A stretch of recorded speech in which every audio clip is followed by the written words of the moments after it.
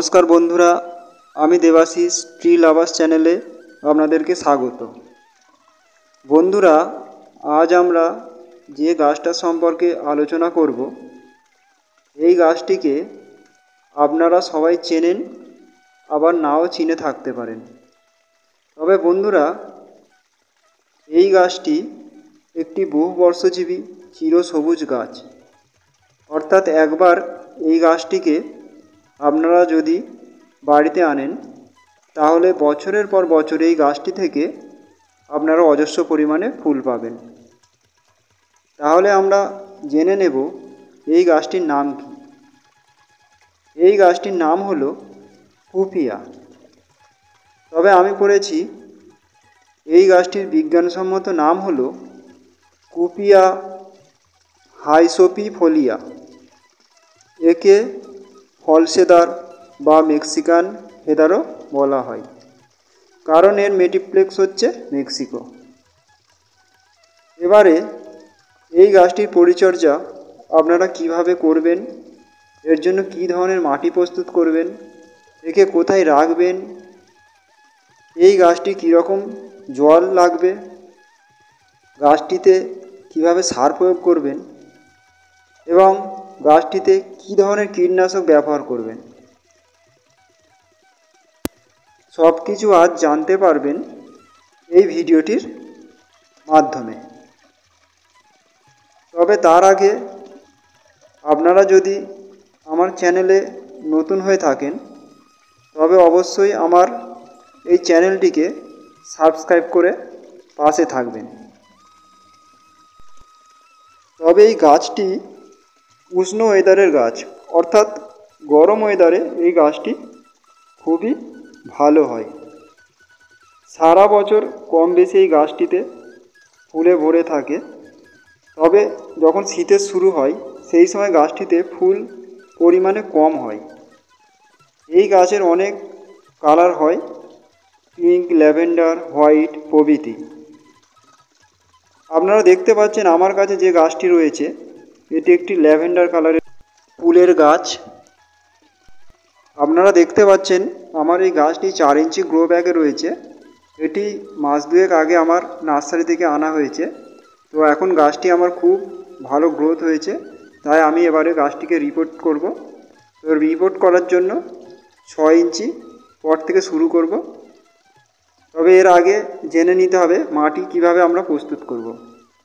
আপনারা এই গাছটিকে রিপোর্ট করার জন্য 40% গার্ডেনিং সয়েল অর্থাৎ বাগানের মাটি এবং 40% ভার্মি কম্পোস্ট বা আপনারা কিচেন ওয়েস্ট কম্পোস্টও ব্যবহার করতে পারেন এবং 10% নেবেন কোকোপিট, আর বাকি 10% থাকবে সিঙ্গেল সুপার ফসফেট, নিম খোল এবং অবশ্যই পটাশটা নিতে হবে।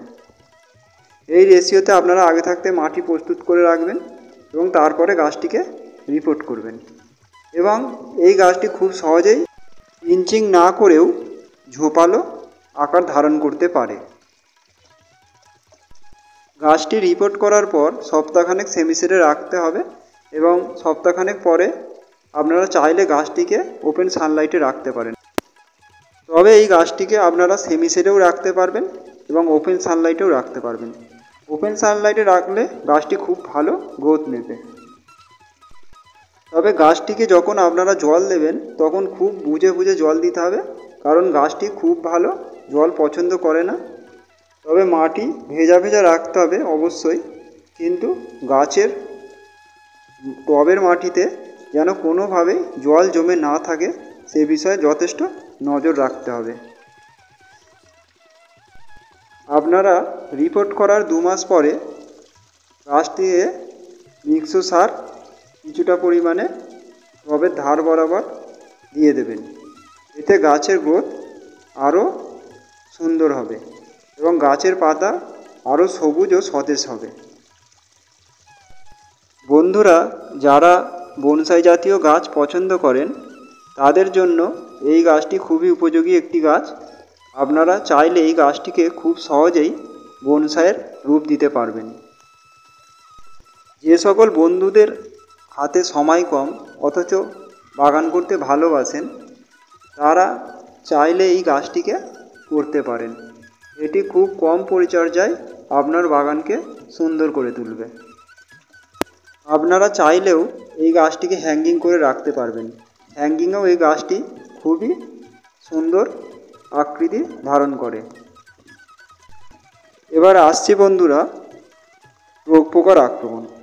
এই গাছটিতে তেমন রোগ পোকার আক্রমণ দেখা যায় না, তবে মাঝের মধ্যে মিলিবাগের আক্রমণ দেখা যায়। সেক্ষেত্রে আপনাদেরকে মিলিবাগের ওষুধ একতারা ব্যবহার করতে হবে, এতে আর মিলিবাগের আক্রমণ হবে না। এইভাবে সহজ পরিচর্যার মাধ্যমে আপনারা বাগানকে সাজিয়ে তুলুন। এতক্ষণ আমার এই ট্রি লাভার চ্যানেলের সঙ্গে থাকার জন্য এবং আমার ভিডিওকে সম্পূর্ণ দেখার জন্য আপনাদেরকে অসংখ্য ধন্যবাদ। সকলেই সুস্থ থাকবেন, ভালো থাকবেন এই কামনা করি।